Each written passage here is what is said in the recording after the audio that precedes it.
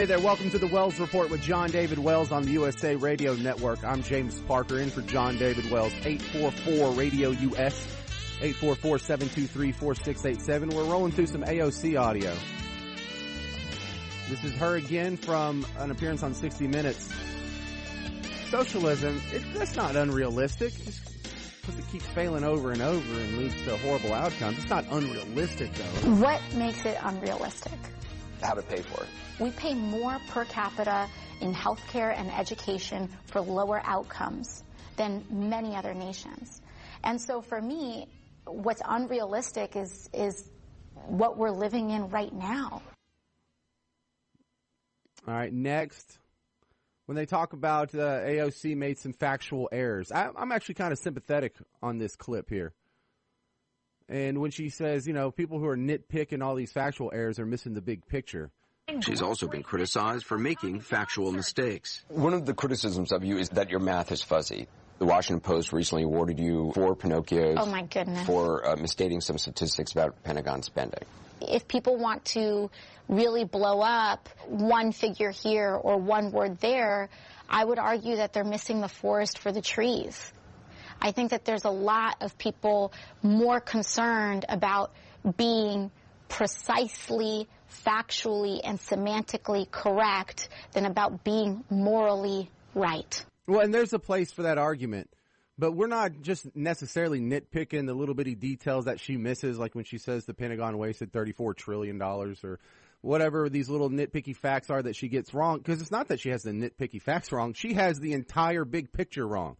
She thinks we need to grow government. We need to shrink government. She thinks government should have more control over major industries. And I'm assuming you believe, I know I believe, and I think the country would be better off if we went in the other direction.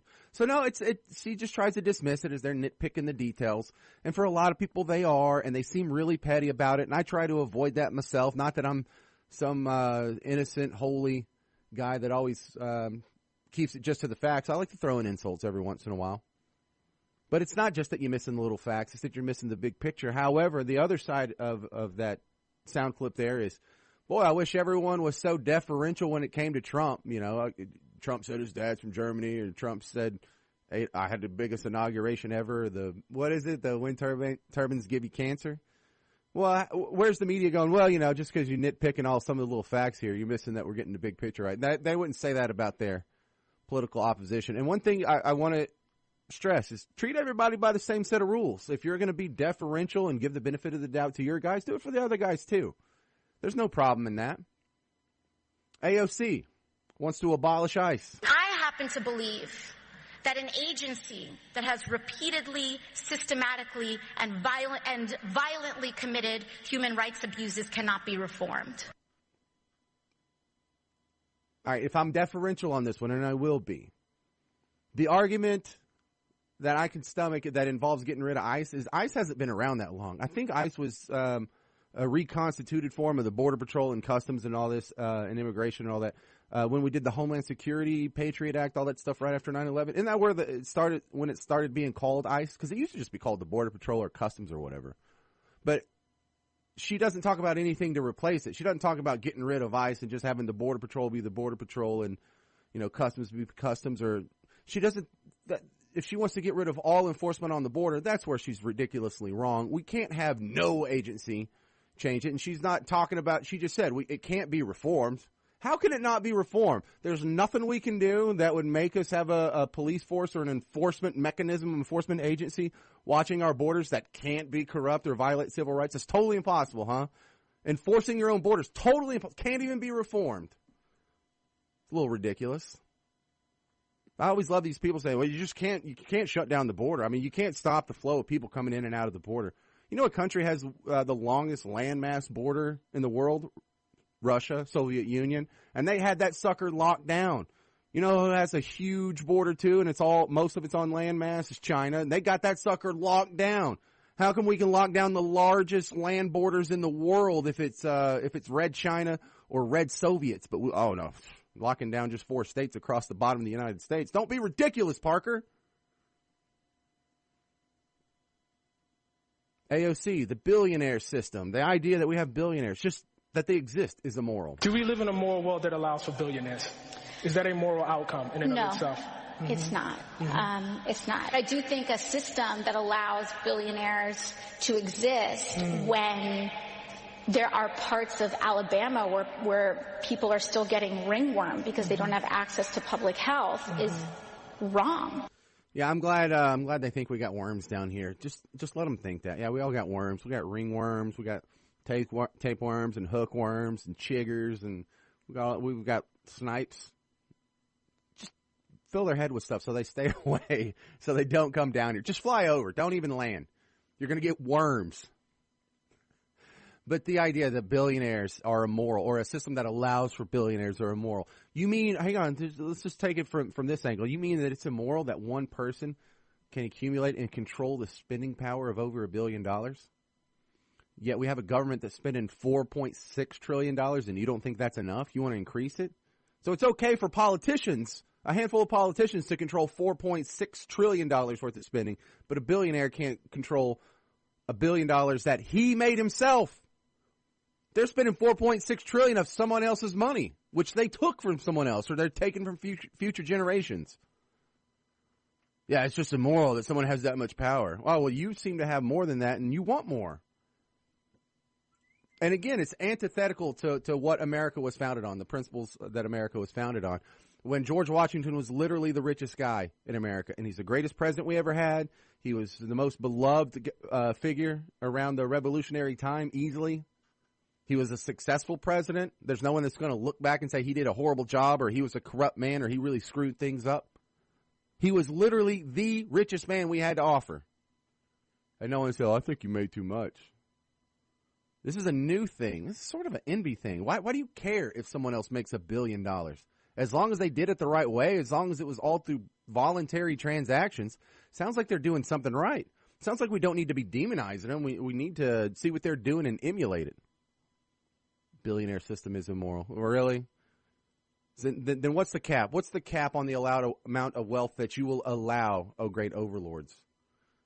AOC is talking about changing lifestyles. But we have to take a look at everything, and what we need to realize is that climate change is about every choice that we make in our lives. All right, let me go back to this Rupert Darwall clip. He wrote a book on how the Nazis were the original environmentalists, and the environmental movement got so many of its ideas from the Nazis. Yeah, if you look at what the Nazis were doing in the 1930s and their environmental policies, virtually every theme you see in the modern environmental movement, the Nazis were doing. So it happens to be a historical fact that the Nazis were the first political party in the world to have a wind power program. It also happens to be a fact that they were against meat eating, and they considered that it was terribly wasteful that so much grain went to feed livestock rather than to make bread. It's also the case that they had the equivalent of fuel economy rules because they had the most expensive gasoline in Europe, and so they basically had very few people driving cars.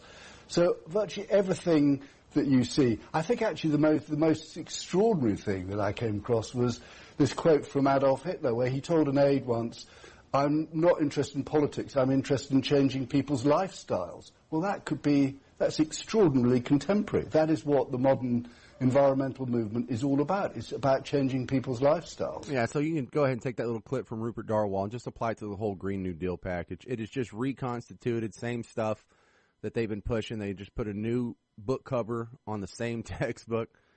Hey, I have all these socialist policies, and we need to implement them. No. All right, well, we're having a bad economy, and we have all these policies we need to implement. It's just the same stuff. The climate is going crazy. We need to implement these policies. That's the same stuff. It can't be the solution for everything. Paid maternity leave has nothing to do with anybody's carbon emissions or pollution or the planet. AOC defines capitalism as irredeemable. It means that we seek and prioritize profit and the accumulation of money above all else, and we seek it at any human and environmental cost. That is what that means. And to me, that ideology is not sustainable and cannot be redeemed. Well, that's not what it means, and these things are inseparable. You can't have it at... Anyway, you know what I'm saying?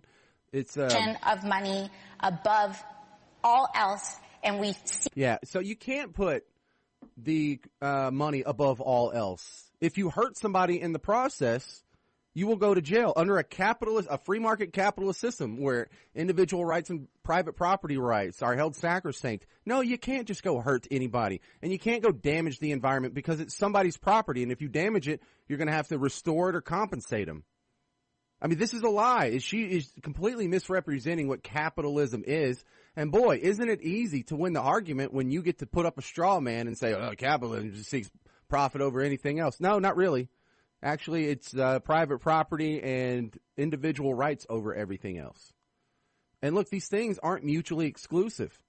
These people that become billionaires, some of them become billionaires because they're helping people, because they invented some medical procedure. They invented a drug that helps millions of people. And they invented, like Steve Martin in The Jerk, he invented things millions of people use to push their glasses up.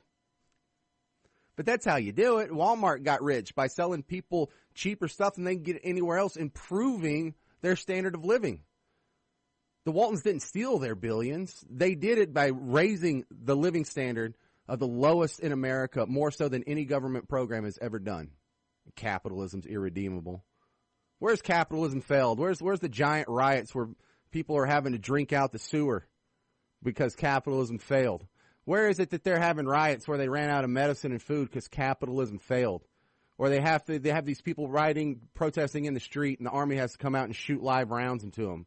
Where's that happen in a free market capitalist society? Just looking for one, that's all. Just looking for one. So AOC. Let's go here. Here is AOC.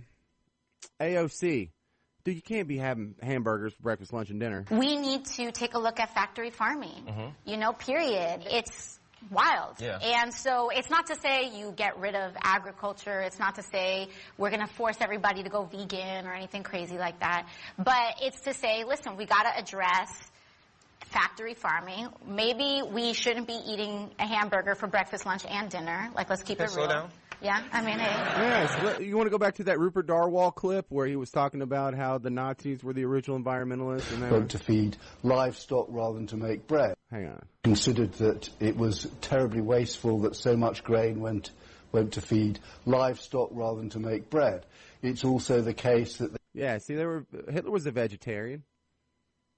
And he used to try and convince other people around him to be vegetarians. And if there was like a state dinner and the visiting emissary from Austria would come up and they would have dinner together. If he wanted to eat meat, Hitler would let him eat meat, but Hitler would stop and tell stories about how that meat was butchered and processed and cut up and bled out and how it was raised and suffered, and they're in these little pens and there's poop and it stinks and there's disease, and yeah, he would try and gross them out from eating meat. What a great guy, huh? Does that sound familiar? You know anybody like that? Could be anyone, right? So I like this one. This is one of the more recent ones. What's the difference? Are you the left-wing Tea Party? Are you the left-wing version of the Tea Party? What I think is that we are committed to policies that make American lives better. And we're actually talking about something substantive. We're not calling anyone names. People say Tea Party of the left. And I find this phrasing very interesting, because the grounding of the Tea Party was xenophobia, the underpinnings of white supremacy. But I understand politically when people say Tea Party of the left, because I am a progressive Democrat. Yeah. We don't call people names like the xenophobic white supremacist. And there's another straw man. It had nothing to do with xenophobia and white supremacy. It started out basically in its infancy. It was all about fiscal issues. It didn't even have anything to do with the border. All it had to do with the budget. And then it kind of morphed into an anti-Obamacare push because they didn't want the healthcare system to be halfway nationalized. And to say it's about xenophobia and white supremacy is just ridiculous. Stop. Everything can't have the underpinnings of white supremacy, especially on the right wing. There is no record of history of white supremacy on the right. That is a left wing. They own that. The Democrat Party owns that. It was the Democrat Party that supported slavery. It's a Democrat president that did the Trail of Tears. It was the Democrats that seceded because they didn't like the Republican Abraham Lincoln becoming president.